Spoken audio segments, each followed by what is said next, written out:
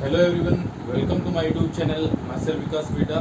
आज की क्लास में आपके लिए लेकर आया हूँ कक्षा 12 की एक पोएम डिक्शनरी, जिसके पॉइंट हैं जेम्स स्टीफन्स। तो आज के डिस्कस पॉइंट हमारे रहने वाले हैं। सबसे पहला बिंदु अबाउट दी पोइट, कवि परिचय जानेंगे। उसके बाद अबाउट दी पोएम, कविता के बारे में संक्षिप्त जानकारी। उसके बाद में वर्ड मीनिंग, टिपिकल वर्ड है वो जानेंगे। उसके बाद line to line complete explanation of the poem and last what is metre, छंद क्या होते हैं, इनके बारे में संक्षिप्त जानकारी प्राप्त करेंगे। तो आइए अब जानते हैं कवि परिचय। देखिए, James Stephens grew up in the slums of Dublin and worked as a stenographer during the early years of his age। Slum का अर्थ होता है झुग्गी, कच्ची बस्ती।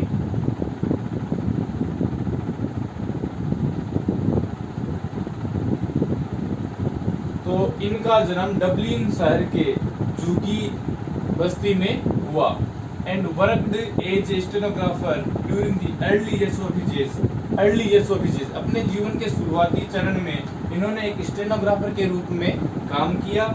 लेटर बाद में ही सर्व्ड फॉर सम ईयर्स, कुछ साल इन्होंने as an assistant curator in Dublin. Dublin है आयरलैंड का एक शहर है, तो आयरलैंड के इस डबलिन शहर में अपने जीवन के बाद के सालों में इन्होंने एक असिस्टेंट क्यूरेटर, सहायक संग्रहालयाध्यक्ष के रूप में काम किया। ही हैड डीप इंटरेस्ट, इनकी गहरी रुचि थी in Gaelic art, legends, literature and culture. तो इनकी गहरी रुचि थी गैलिक आर्ट्स में, पुरानी कथाओं में, साहित्य में और संस्कृति में। तो इनकी जन्म की जो तारीख है वह है 9 फरवरी 1880 और जो इनका देहांत होता है वह 26 दिसंबर 1950। 26 दिसंबर 1950 को इनका लंदन में देहांत हो गया। इनका जो नोटेबल वर्क है, नोटेबल यादगार फेमस वर्क है, उसका नाम है द रॉक ऑफ गोल्ड। इसके लिए ये जाने जाते हैं, द रॉक ऑफ गोल्ड, जो 1909 में आया।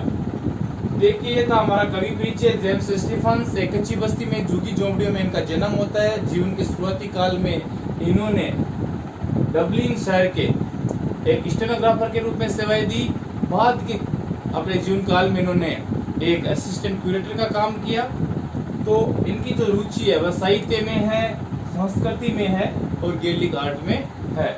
इनका जो नोटेबल वर्क है द रॉक ऑफ गोल्ड है। आइए अब जानते हैं कविता के बारे में संक्षिप्त जानकारी। अब जानते हैं कविता के बारे में। देखिए, द पोएम डेपिक्ट्स, डेपिक्ट का मतलब होता है चित्रित, चित्रण। ए rabbit in A snare, snare का मतलब हो गया जाल, क्राइंग आउट ऑफ पेन।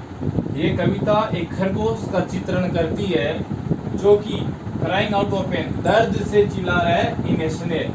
तो ये कविता एक खरगोश का चित्रण करती है जो जाल में फंसा हुआ दर्द से चिल्ला रहा है। The poet can recognise, recognise का मतलब आइडेंटिफाई, पहचानना।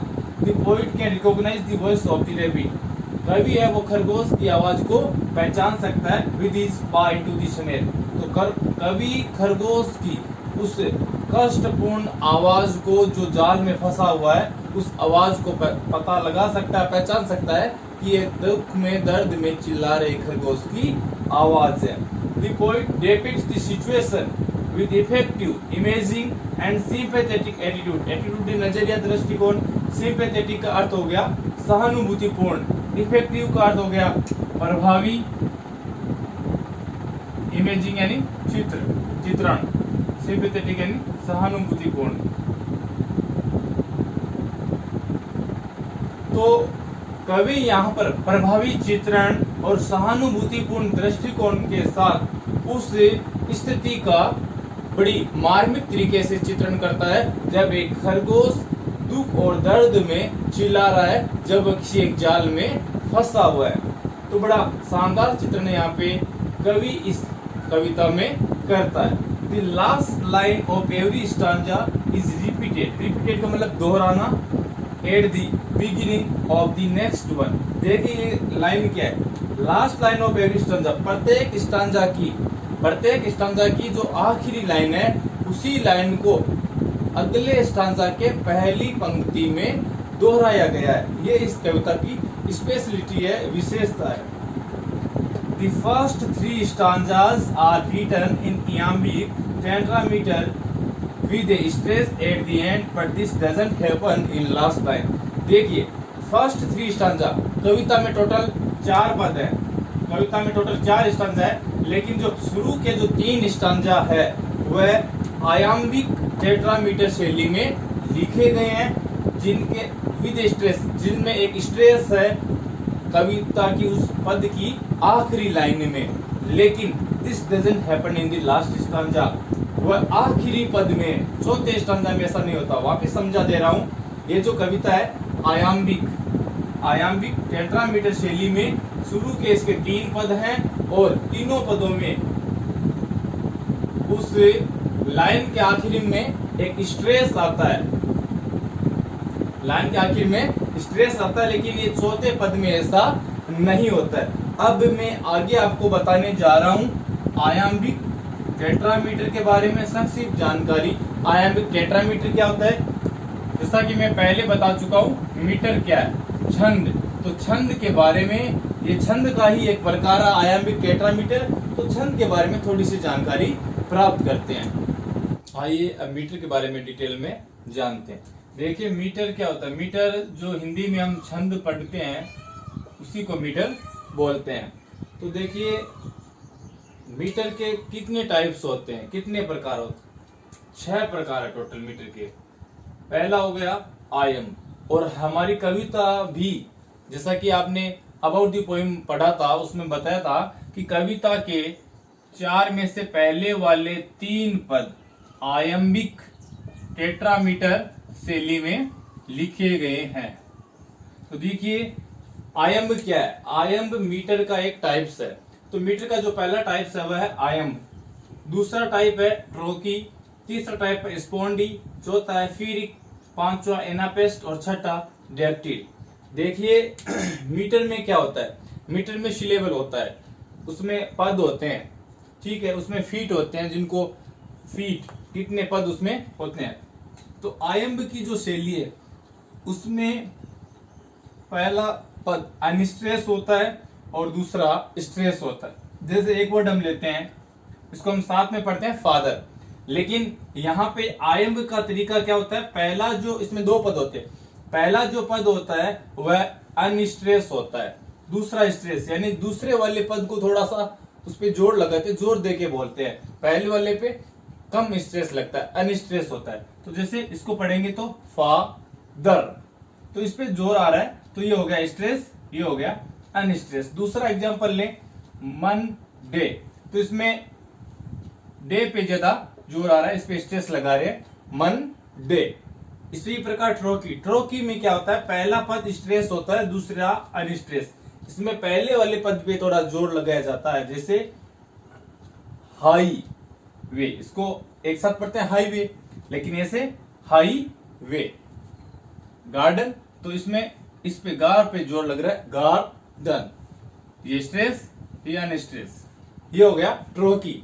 तीसरा है स्पॉन्डी, स्पॉन्डी में क्या होता है, दोनों ही पदों पे स्ट्रेस होता है, जैसे book mark, book mark, tooth एक, टूथ एक, टूथ एक, दोनों पे स्ट्रेस है। ये जो टाइप होता है, ऐसा कोई वर्ड पोइट्री में आ जाए, ऐसी कोई लाइन आ जाए जिसमें दोनों पदों पे स्ट्रेस होता है, वह स्पॉन्डी का टाइप्स है। जिसमें पहला पद अनस्ट्रेस और दूसरा स्ट्रेस होता है वो आयम्ब है, जिसमें पहला पद स्ट्रेस और दूसरा अनस्ट्रेस है वह ट्रोकी है। और अब चलते हैं फिरिक, फिरिक में क्या होता है, दोनों ही पद अनस्ट्रेस होते हैं। तो कविता में कोई ऐसी लाइन, ऐसा पद आ जाए जो दोनों ही अनस्ट्रेस हो, वह फिरिक की स्टाइल होती है, फिरिक मीटर होता है। तो देखिए 2A दोनों में स्ट्रेस नहीं लग रहा, अनस्ट्रेस है, माई वे।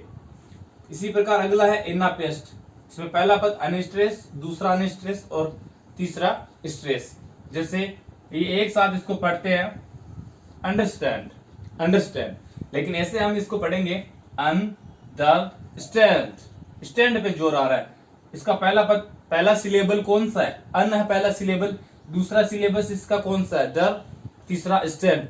तो अन डर को बिना स्ट्रेस के पढ़ा जा रहा है, लेकिन स्टैंड पे स्ट्रेस आ रहा है, जोर आ रहा है, तो ये इस प्रकार का टाइप वाला मीटर एनापेस्ट मीटर कहलाता है। मीटर का छठा टाइप डायक्टिल, इसमें पहला स्ट्रेस, दूसरा अनस्ट्रेस और तीसरा अनस्ट्रेस, इसका उल्टा हो जाता है। देखिए एक वर्ड है हुमनली, हुमनली, इसको कैसे पढ़ते हैं? हु इस पे स्ट्रेस, मन ली, दोनों पीछे वाले उनके ऊपर स्ट्रेस नहीं आ रहा। हुमनली, हुमनली शब्द बोलोगे तो हु पे ही ज्यादा जोर आ रहा है, हुमनली। इसी प्रकार जैसे एनापेस्ट का एक हो गया अमेजिंग, इसको बोलते हैं अमेजिंग, लेकिन देखिए इसमें शुरू वाले दोनों जो सिलेबल है अनस्ट्रेस है, अमेजिंग, अमेजिंग, अमेजिंग, जो लास्ट वाले पे थोड़ा सा स्ट्रेस आ रहा है, ये होता है मीटर। अब हमारा जो टॉपिक में जो मीटर था वो था आयम्ब मीटर, और आयम्ब का भी जो टाइप था आयम्ब टेट्रामीटर टाइप था। यह तो है मीटर, छंद के 6 प्रकार, iambic metre, ट्रोकीमीटर, स्पोडीमीटर, फीरिक metre, anapaest metre और डायक्टिल मीटर। हमारा जो पढ़ने वाला था आयम्ब, तो आयम्ब के अब जो 6 प्रकार होते हैं वो हम एक बार संक्षिप्त में जानते हैं, कौन कौन से आयम्ब के 6 प्रकार होते हैं। आइए अब जानते हैं आयम्बिक मीटर के बारे में। देखिए आयम्बिक मीटर, पहले मैंने बताया कि इसका स्ट्रक्चर कैसा रहता है, अनस्ट्रेस, उसके बाद में स्ट्रेस। तो आयम्बिक मीटर के 8 टाइप्स हो गए। मोनोमीटर, जिसमें 1 फीट हो। फीट से आप क्या समझते थे कि मैंने पहले बताया था सिलेबल, सिलेबल जैसे एक एग्जांपल लेते हैं, संडे, संडे, इसको सिलेबल के रूप में कैसे समझते हैं? देखिए इसको कैसे बोलते हैं, सन डे, तो इसमें 2 सिलेबल हो गए, सन डे, एक सन और दूसरा डे, संडे। तो इसमें सन अनस्ट्रेस और डे स्ट्रेस, अन स्ट्रेस और ये स्ट्रेस, सन के ऊपर कम जोर लग रहा है, डे के ऊपर ज्यादा जोर लग रहा है, तो संडे, मंडे, ऐसे। तो इसमें पद कितने हो गए? सन डे, 2 सिलेबल हो गए, 2 सिलेबल हो गए तो ये 1 फीट बन गया, एक जोड़ा बन गया। इसी प्रकार डायमीटर, इसमें 2 फीट होते हैं, इसमें इस हिसाब से 2 फीट होते हैं। जैसे इसमें ये 2 सिलेबल के 1 फीट बना है, इसमें 2 फीट होते हैं। फिर है ट्राईमीटर, ट्राईमीटर में 3 फीट, टेट्रामीटर में 4 फीट,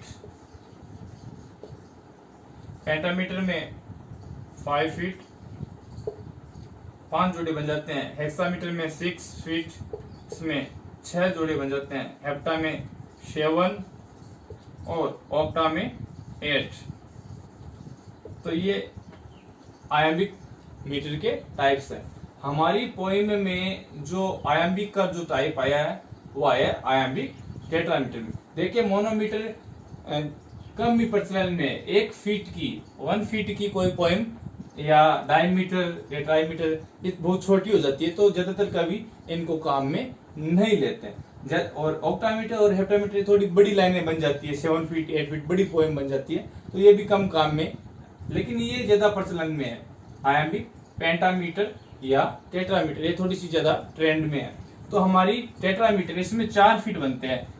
उदाहरण हमारी कविता से दी सनेट से लेते हैं, तो एग्जांपल है, I hear a sudden cry of pain. अब देखिए टेट्रामीटर में 4 फीट बनते हैं, 4 जोड़े बनते हैं, ठीक है। 4 जोड़े का मतलब 8 सिलेब उसमें होने चाहिए। तो देखिए आई, आई एक सिलेब हो गया।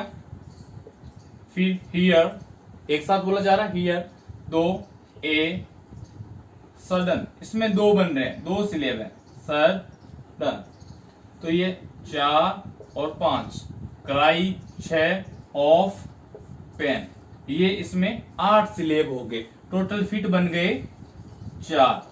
और जो इस पैटर्न को फॉलो करता है वो आयाम्बिक टेट्रामीटर कहलाता है। सिलेब आप समझ गए, जैसे संडे एक वर्ड है, सन और डे, संडे ऐसे बोलते हैं, तो उसमें दो सिलेब है और दो सिलेब मिलकर एक फिट बनता है। और इस प्रकार की एक एक वर्ड वाली कोई कविता होती है वो मोनोमीटर होती है। और जैसे इस पैटर्न को फॉलो करता है जिसमें 4 फीट और कम से कम 4 फीट मतलब 8 सिलेब जिसमें होते हैं, जो इस पैटर्न को फॉलो करता है वह आयाम्बिक टेट्रामीटर स्टाइल होती है। तो आई होप आपको आयाम्बिक टेट्रामीटर और इसके टाइप्स और मीटर समझ में आ गया होगा। अब चलते हैं हमारे कविता के ऊपर, तो लाइन टू लाइन एक्सप्लेनेशन समझते हैं। आइए अब चलते हैं हमारी कविता के ऊपर। पहला स्टांजा आपके सामने, I hear a sudden cry of pain. Sudden यानी अचानक से, पेन यानी दर्द। There is a rabbit in a snare, now I hear the cry again but I can not tell from where. देखिए पहले स्टांजा में कवि कह रहा है कि I hear a sudden cry of pain, मैं अचानक से एक दर्द की, दुख की चिल्लाहट की आवाज सुनता हूँ। और जैसा कि पहले ही मैंने कवि परिचय में बताया था कि his attitude towards the animal is very sympathetic, उसका जो एटीट्यूड जानवरों के प्रति बड़ा सहानुभूतिपूर्ण है, तो वो जानवरों से प्रेम भी करता है। तो जैसे ही वह एक दर्द की, दुख की आवाज सुनता है तो उस आवाज को सुनते ही उसको पता चल जाता है कि there is a rabbit in a snare, कि ये आवाज एक खरगोश की है जो कि एक जाल में फंसा हुआ है और वह दर्द से चिल्ला रहा है, रो रहा है, किसी को पुकार लगा रहा है। Now I hear the cry again, तो अब कवि कह रहा है कि अब एक बार मैं उस आवाज को वापिस से दोबारा सुनता हूं, but I can not tell from where, लेकिन मुझे पता नहीं चल रहा कि वो आवाज कहां से आ रही है। लेकिन the first stanza the poet says that all of sudden I hear a cry of pain, अचानक से एक आवाज, दर्द की, दुख की आवाज आती है।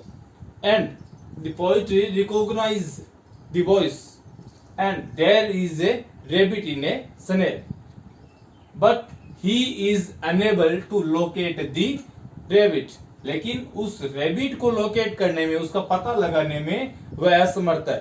He can't find out the place, he can't find out the whereabout of rabbit, वह उसे रैबिट के ठिकाने का पता नहीं लगा पा रहा है। वह उस आवाज को सुनते ही, दर्द की आवाज को सुनते ही पता कर लेता है, एक पशु प्रेमी होने के कारण उसका उनके प्रति जो सहानुभूतिपूर्ण व्यवहार, इससे उसे पता चल जाता है एक खरगोश दर्द में आवाज है लगा रहा है, किसी को गुहार लगा रहा है, लेकिन कवि है वह उस तक पहुंचने में असमर्थ है। देखिए वापिस जो लास्ट लाइन थी पहले स्टांजा की, वह अब हमारे दूसरे स्टांजा में पहली लाइन बन गई, but I can not tell from where. देखिए जब कविता के बारे में संक्षिप्त जानकारी बताई थी तो मैंने बताया था कि the last line of the every stanza, the last line of every stanza becomes the first line of the next stanza. कविता की जो अंतिम लाइन है वह अगले पद की प्रथम लाइन बन जाती है। ये पैटर्न है, फॉलो हो रहा है इस कविता में। एक और चीज थी कि this poem is written in iambic tetrameter style, ये इयाम्बिक टेट्रामीटर स्टाइल में लिखी गई है। और एक लास्ट बात कि ये जो पैटर्न है ये शुरुआती 3 स्टांजा में फॉलो होता है, चौथे में नहीं होता है। तो दूसरे स्टांजों को देखते हैं। बार बार वह दर्द की, दुख की, खरगोश की चिल्लाने की आवाज आ रहा है क्योंकि वह एक शिकारी के जाल में फंस गया। देखिए but I can not tell from where he is calling out for aid, aid का मतलब हो गया हेल्प।